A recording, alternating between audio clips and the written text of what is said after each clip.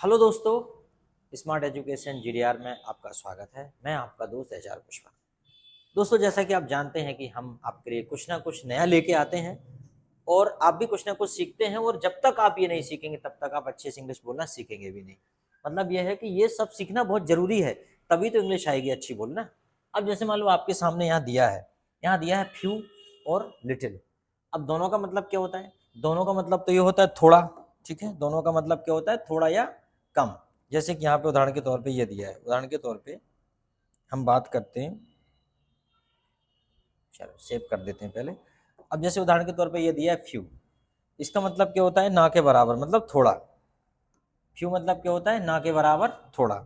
अब इसको देखते हैं, इसमें भी तो वही है, ना के बराबर थोड़ा। तो अब फिर क्या लगाएं? अब इसका ये तो मतलब है नहीं है कि जब जी करे जो जैसा मन है वैसा लगा दो, कि ये लगा दिया और बीवी से लड़ाई हो गई तो जी लगा दिया। ऐसा तो कुछ है नहीं सकता। तो अब क्या लगाएं भाई इसके लिए? तो देखो, सबसे बड़ी बात यह है कि जब हम संख्या की बात करेंगे, संख्या, तो क्या लगेगा? फ्यू। और जब मात्रा की बात करेंगे तो क्या लगेगा? लिटिल। ठीक है। और सम, एक और दिया है यहाँ पे, ये दिया है क्या? सम। इसका मतलब होता है कुछ। समझ में आया? इसका मतलब होता है कुछ। लेकिन अब ये भी हो गया थोड़ा, ये भी हो गया थोड़ा, ये भी।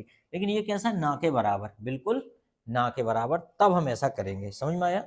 ना के बराबर सिचुएशन में ऐसा अब देखो, हम एक एक एग्जाम्पल देखते हैं। जैसे कि I have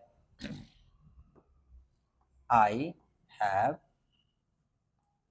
I have little water. I have little water, मेरे पास थोड़ा सा पानी है। I have little water. ठीक है। जैसे कि मैंने कहा I have few books. I have few books मतलब कितनी? ना के बराबर। ये क्या हो गई? संख्या। ये क्या हो गई? संख्या। और ये क्या हो गई? मात्रा। तो मेरे पास थोड़ा सा पानी है और मेरे पास थोड़ी सी किताबें हैं। आई हैव फ्यू बुक्स, इतनी की ना के बराबर। अब जैसे सम आता है तो सम में क्या है? आई हैव सम बुक्स, मतलब इतनी किताबें तो हैं कि जिन्हें पढ़ा जा सके।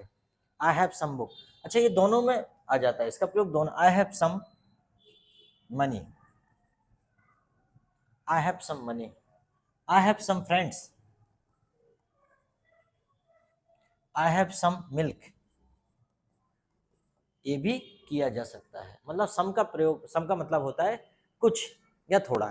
तो हम दोनों का इसमें प्रयोग कर सकते हैं। आई बात समझ में? चलो ठीक। तो बड़े अच्छे से।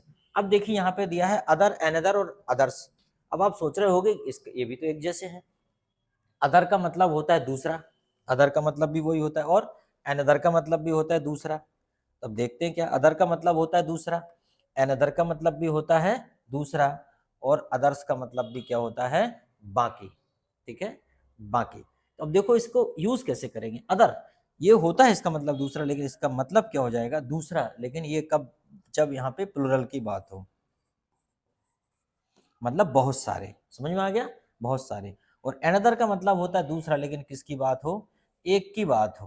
किसकी बात हो? एक की बात हो। अब देखते हैं हम कैसे। जैसे कि I will read, I will read, I will read other books, I will read other books. देखो, मैं और दूसरी किताबें पढ़ूंगा। आई विल रीड अदर बुक्स, मान लो आपको मैंने 5 किताबें दे दी, लेकिन आप कह रहे हैं no no, I will read other books, मतलब मुझे दूसरी किताबें पढ़ना है। ठीक है। और अगर मैं ये कह दूं आई विल रीड एनदर बुक, ये एनदर है, एनदर बुक। ये देखो मैंने बुक लगाया। इसका मतलब ये है कि मैं दूसरी किताब पढ़ूंगा।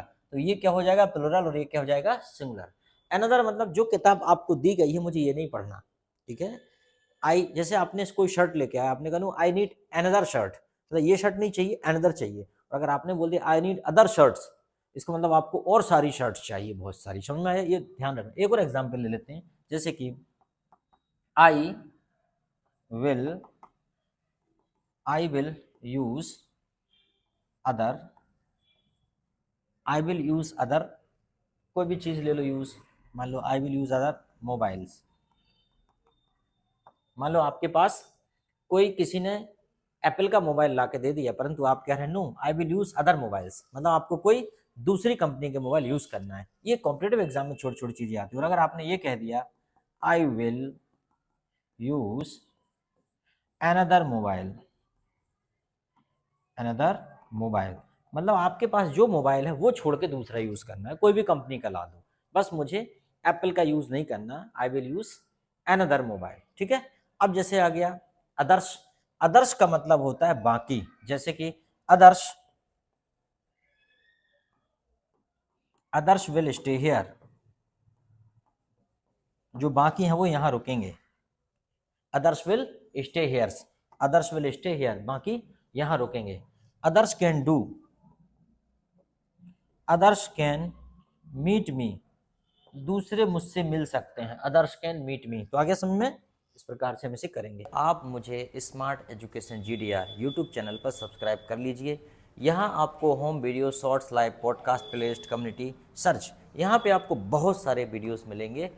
अब अगला है एनी और सेवरल और मैनी। अब आपको लग रहा होगा एनी तो होता है कोई या कोई भी, है ना, और सेवरल क्या होता है माय डियर, कई, ठीक है, और मैनी भी होता है कई। अब आप समझ रहे होंगे कि इसमें क्या अंतर है। ये तो है कोई भी, चलो ठीक कर लेंगे, पर सेवरल और मैनी तो एक जैसा लग रहा है, तो क्या लगा है। अब ऐसे मन से तो कुछ लगा नहीं सकते। तो देखिए कई तो होता है, लेकिन इसका मतलब होता है ज्यादा नहीं, कोई 2 3 4 ऐसा कुछ, है ना, 2 3। और जो कई होता है इसका मतलब होता है बहुत सारे, बहुत सारे, ठीक है। ये अंतर आपको हमेशा लिखा मिलेगा। जैसे कि आपने कहा आई हैव, जैसे आपने कहा I read many books, I read many books, ये हो सकता है आई रीड मैनी बुक्स। लेकिन अगर आपने देखा कि मैंने इस विषय पर कुछ किताबें पढ़ी हैं, तो आप इसे ऐसा बोलेंगे I read several books on this topic,